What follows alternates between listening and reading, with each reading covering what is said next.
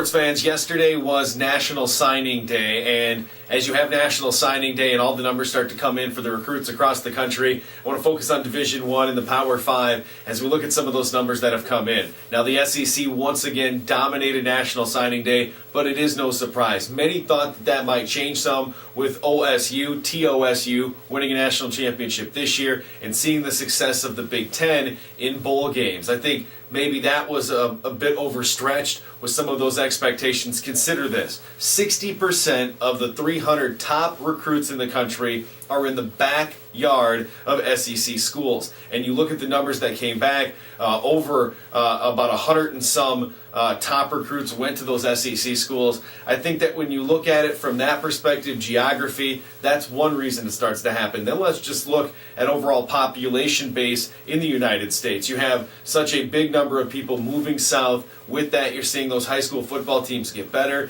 You're seeing those numbers also increase as far as the top-rated players being in those regions. And finally, you just look at the resources. For example, Alabama has their normal 9 assistants that you can have in college football. But they also have 16 individuals in player personnel that help them with the recruiting, their scouting, and everything else. All of that is legit. All of that is legal. It's just that they have the funds to pay those kinds of guys to do those sorts of things throughout the year to help them with the recruiting process. Again, the resources so much more plentiful into the SEC than that of even some of the other Power 5 schools and Power 5 conferences like the Big Ten, Nebraska, and some of the schools within those conferences. I think at the end of the day, you'll start to see maybe that stuff start to spread out a bit more with more national recruiting from some of these schools that got away from it for a while, including schools like Nebraska.